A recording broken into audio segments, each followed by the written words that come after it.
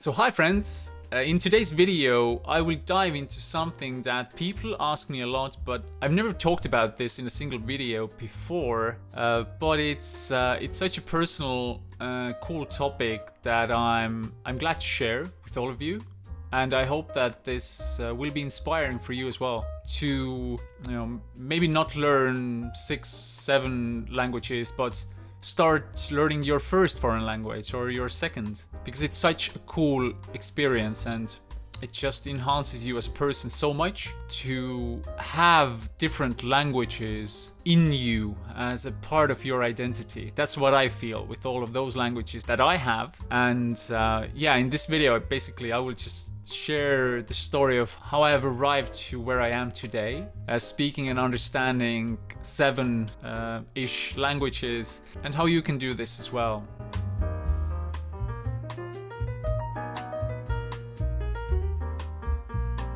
So what I usually say when talking to journalists or just in a conversation when somebody asks me how many languages do you speak, then I say, I speak and understand 7 languages. It's important to note that, speaking and understanding are very different things. By the way, above I just linked a video to a conversation with another very inspiring polyglot, Laura Malishevska. And in this video we talk about this, how it's such a different thing to really speak or understand a language. And even if you're a polyglot like me, it doesn't mean that we are kind of obliged to speak all those languages perfectly. You can still say that you speak a language or you understand the language, even if you're not perfect in them. When you're learning with Speakly, then you know that in reality we don't need to know so many words to handle all kinds of real-life situations.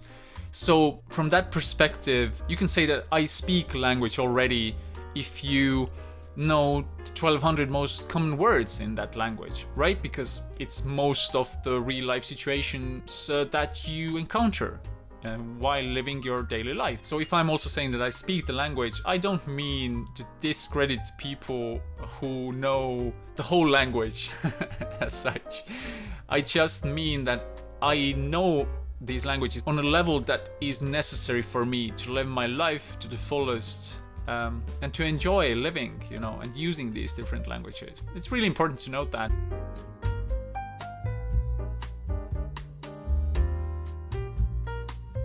So usually I say that I speak and understand 7 languages, and this obviously has changed in time as well.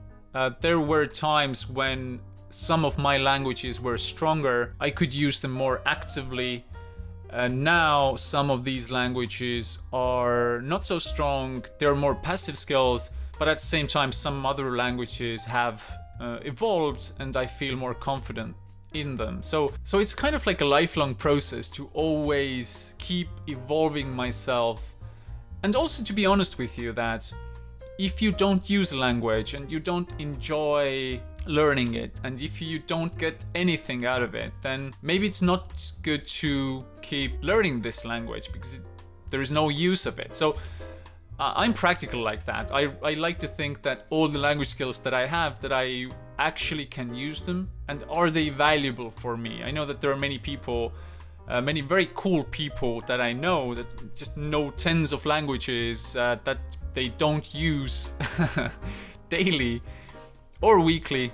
But in my case, I don't see the value in this. I understand the love for the languages and I have this as well. But for me, a language needs to be something that I can use, and that is a tool for me, a valuable tool that makes my life better, more enjoyable, more profitable, all these things in general. So that in mind, let's dive into some of the languages that I speak and understand, and I will just cover a little bit the story behind them as well, how I studied these languages, and how you can as well.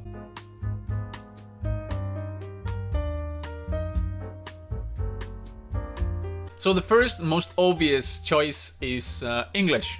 I'm speaking in English as well. Obviously you understand English as you are watching this video, and it's the lingua franca of our modern world, isn't it? That's basically how I studied it as well, from the environment, because this language is everywhere. Obviously I studied it in the school system as well, It was the first foreign language in the school system in Estonia where I grew up. But for me, it was more so of playing computer games, having conversations with foreigners online. I'm 35 years old, so I'm not so old yet. I'm part of the internet generation as well.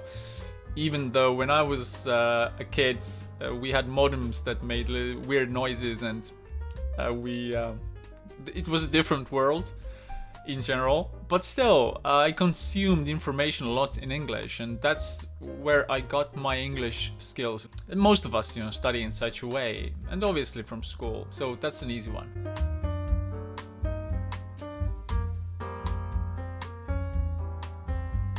So German, I have a very special relationship with the German language.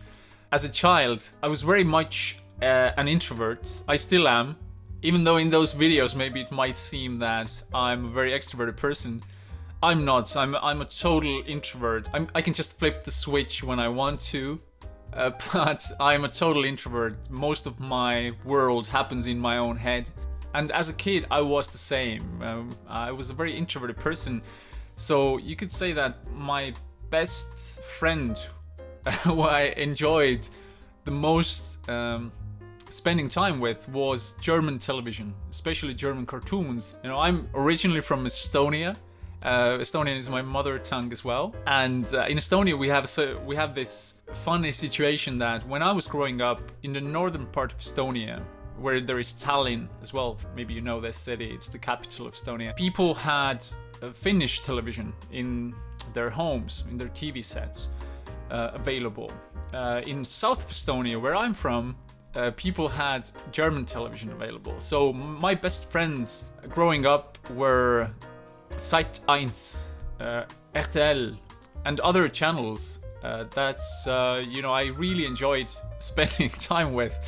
The funniest thing is that looking back, this experience of me as a kid starting to watch German television without knowing a word of German was actually kind of the starting point of and kind of the first seed, which became many years later, like 20 plus years later, the speaking methodology that hundreds and thousands of people are using today. Because what I experienced as a child was that due to necessity, that I didn't have television in other languages, but I really liked cartoons in German. They were really engaging and fun. I started watching them, but I didn't understand a word, obviously, as a kid.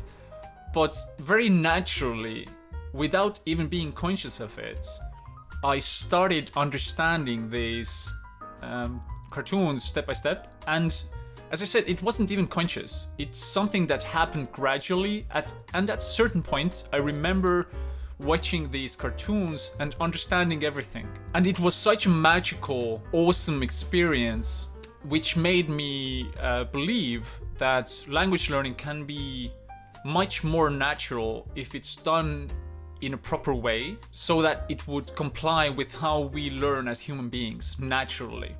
And today, that's what Speakly does as well. It teaches you the language holistically, naturally. And it all actually comes from this.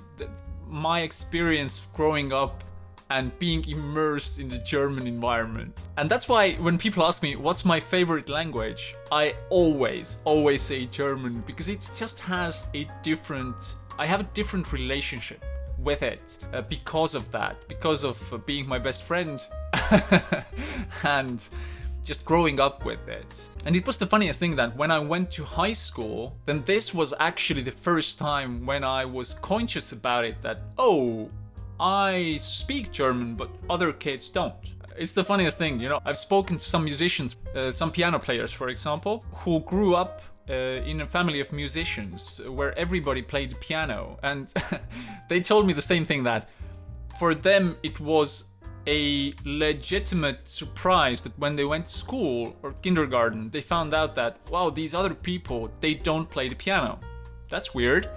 But some people don't play the piano. It was the same thing for me with German. It was so natural. I grew up with this that when I went to high school, I was like, why don't you all speak German? It's weird. And it was really the first time when I started thinking about this. And yeah, I'm very grateful for how this kind of German environment was created by my mother when I was growing up, and also, you know, by necessity, because she was very hardworking, working in different jobs, and I needed to spend time watching German television. And I'm so grateful for this, and I will always have this special connection with the German language.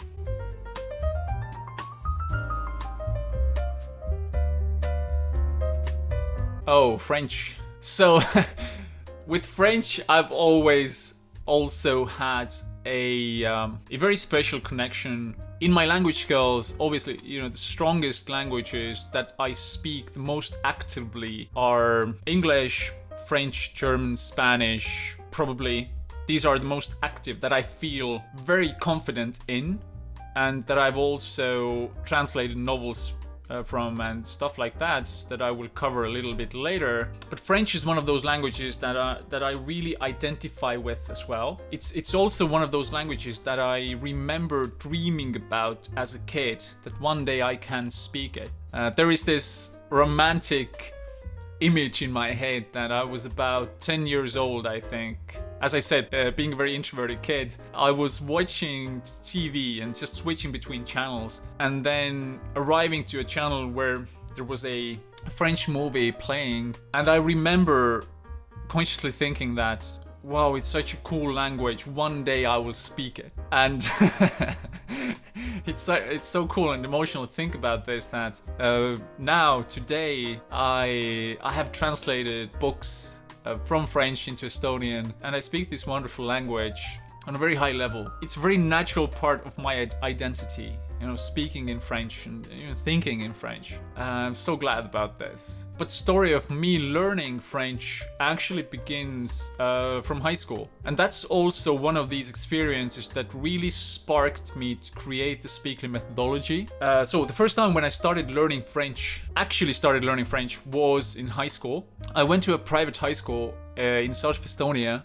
It was like a private high school for smart kids, and it was the first time I literally was kind of exposed to the possibility of even learning something like French, because it was a fancy high school where you studied Latin as well and stuff like that. You know, reading philosophy, studying Latin and studying French as well. But the experience for me was very difficult actually to start learning French, because when I went to the classroom and started learning French with this traditional method that is actually used even today in all language schools and classrooms all over the world, then I found out that it's so inefficient and unenjoyable and not engaging.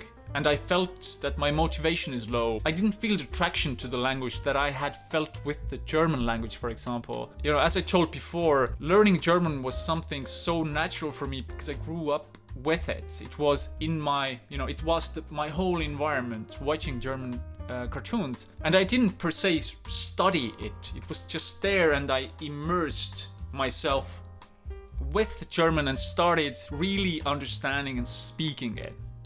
But when I went to high school, the old school methodology of learning languages in school had such a massive difference of what I had experienced before learning a language naturally, that it sparked this weird juxtaposition in me, that I understood on a very deep level that something is fundamentally wrong of how we are learning languages, and something needs to be done about this. And this is also proven by research. It's not kids' fault at school that they are demotivated and not engaged. It's the system that brings them to this point that, you know, there is no traction. There are very direct things that are done wrong, and in my blog posts and videos, you have probably seen references to this problem. This is something that I speak about a lot. For example, in this video that I attached above, you will see why it's absolutely necessary to avoid using language learning books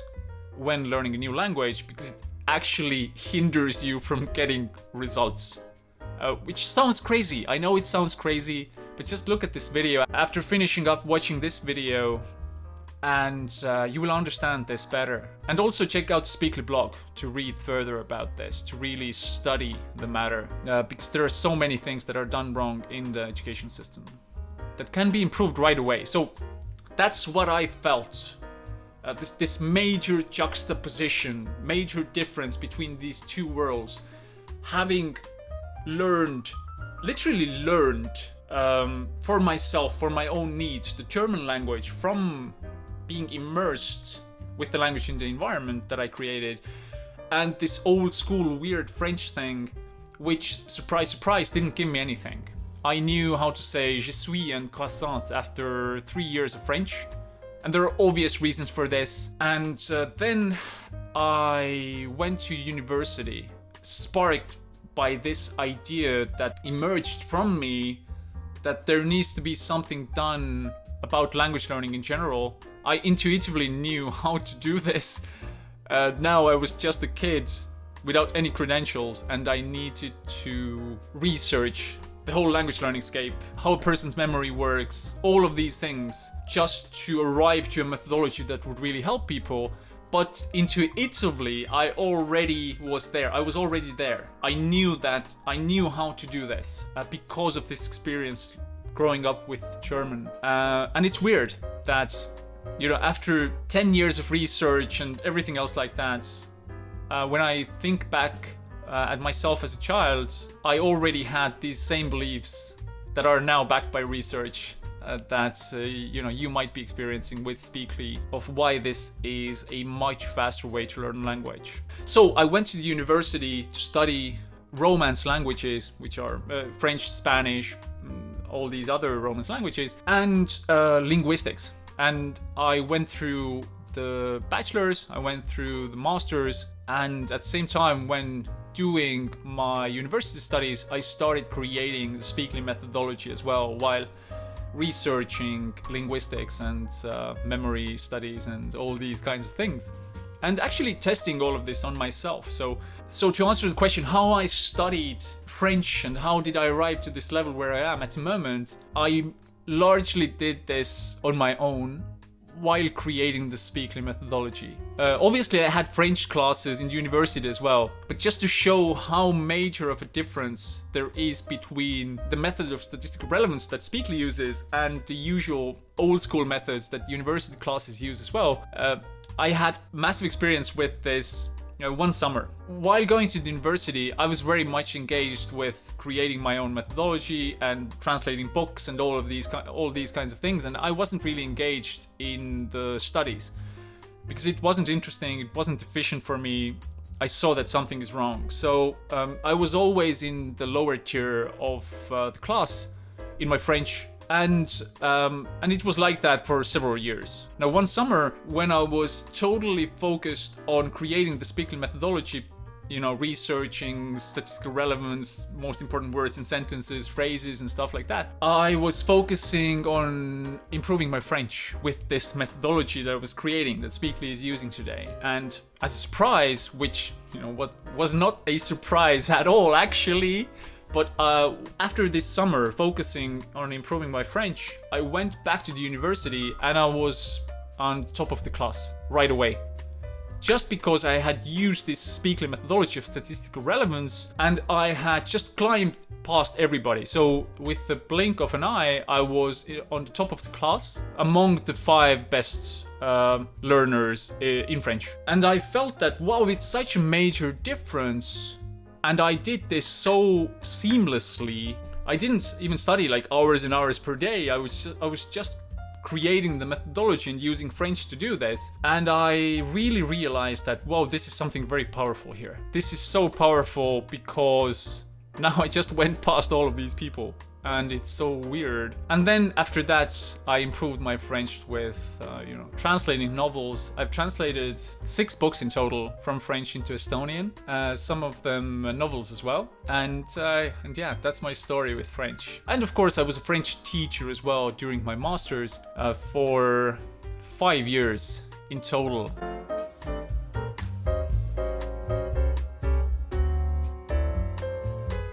Oh, Spanish. I seem to be saying this regarding all languages that I speak about, but with Spanish I have a very special connection as well. The reason is that I have lived in Spain for years, and it just sounds so good. I enjoy speaking the language. I like how fast it is, how fast you have to speak it, and how it sounds, the mentality of Spanish people. I enjoy everything about it. Now, how I studied Spanish was, again, I didn't know anything about Spanish before going to the university to study Romance languages and linguistics, and I went to the first Spanish class. And it was a very weird experience for me because in the first class I experienced the same thing as with French in high school. As I covered already, I was just given a pile of verbs, conjugations and stuff like that, and was like, now memorize those things. And I felt super weird that I didn't see any progress. And again, it's very important to note here that based on research, this is not the student's fault.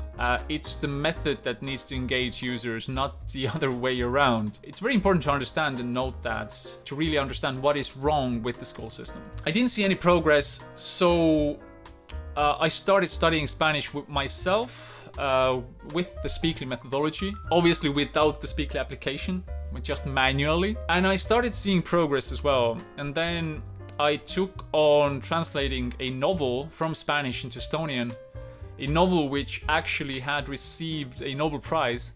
So I felt a very big responsibility of doing a good job translating this novel. And before starting translating this novel, I had this sprint of 3-4 months where I was using the Speakly methodology to really boost my Spanish skills. And then after these 3-4 months, I took on the challenge to translate a Nobel Prize novel into Estonian, which was such a cool experience. And yeah, after that I moved to Spain and started using the language actively in my real life. And today I have pretty decent Spanish skills, and I can live my life in Spanish if I want to.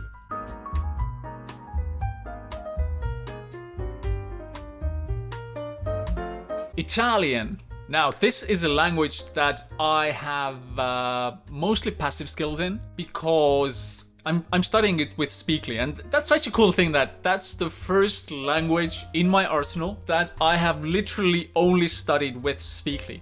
And it's funny because when we started creating Speakly with the other co-founder, Inga, a very inspiring lady, then our whole notion was that let's create an application that uses the Speakly methodology that I was referring to based on statistical relevance and all of this good stuff, but also that we would like to use ourselves. So that's the first language I've really studied from zero with Speakly, and I'm so glad about this because I could also experience what it feels to learn language with Speakly, the same that you are experiencing. And it's amazing because previously when we were composing the method and creating all of this for 6 years we were creating this method, then we did this all manually and obviously computing as well, but it's so cool to experience how it is to study with Speakly myself as well.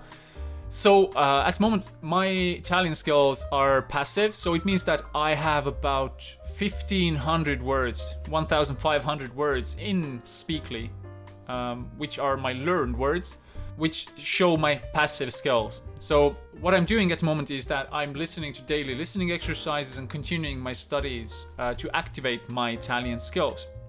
By activate, I mean so that I could actually speak fluently.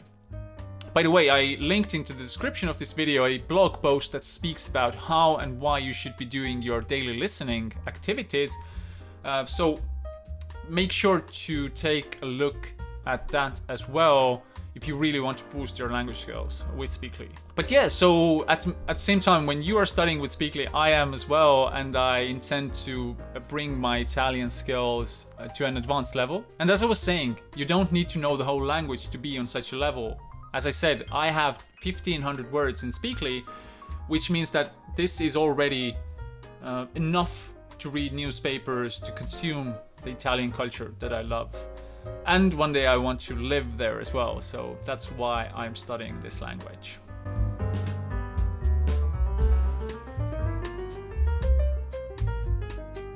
Now, Russian is a whole other story. Obviously, I'm originally from Estonia, so Russian was something that I studied in school early on, but as the school system is not very efficient, I didn't actually learn anything. But very practically, when I started creating the speaking methodology as well, I needed to communicate with Russian people more and more.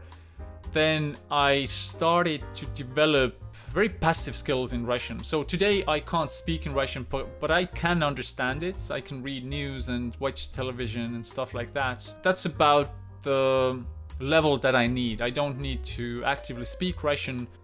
Myself personally, I don't enjoy speaking Russian, even though it's a wonderful language, but I prefer other languages more. But yeah, I have passive skills.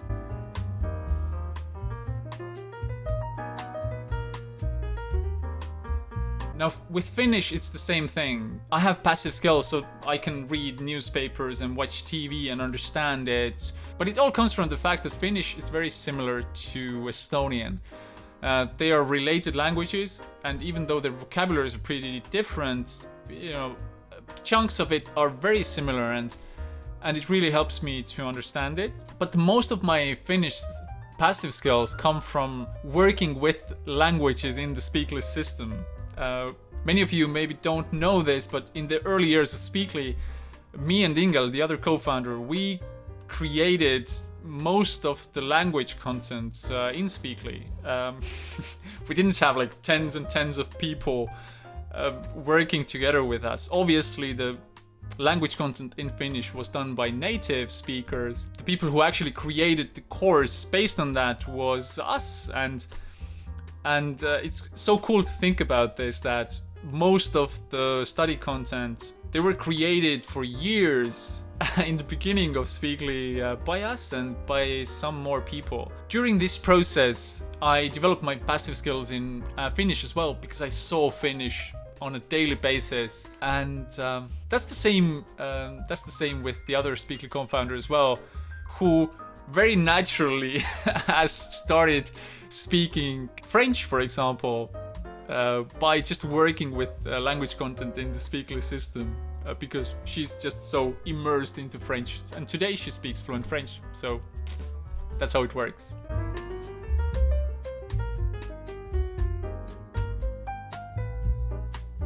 And lastly, I speak Estonian as well, because it's my mother tongue, and why I wanted to bring this up as a language that I speak and understand as well is that it's so important to understand and think about consciously how we study our own mother tongue. And if you just think about this for a second, you don't use any learning manuals, any conjugation tables, you're just immersed into the environment. And your parents don't give you grades. They don't say that you're a bad kid if you don't get good grades. If you say something wrong, they repeat it again. They create an environment that encourages achievements and correct speaking and understanding skills. And this is very crucial if we want to improve the education system, if we want to improve the way how people learn languages all over the world. It needs to be something that actually clicks with us naturally as human beings. And that's what we are doing with Speakly as well. So these are languages that I have in my language arsenal that are a part of my DNA and my identity. Now, they all have different levels. Obviously, I have some other language skills that are much, much smaller that I've also kind of picked up along the way, like, very, very passive skills in Portuguese and, some other. But these are not noteworthy in a way that I don't have actual skills in them. In the languages that I listed in this video, I have either passive skills so that I understand the language, or active skills so that I can actually communicate in them. Let me know in the comments of this video which languages do you speak, and yeah, thank you for arriving this far. It was a long video, but it was fun to share my story with you. Until the next one.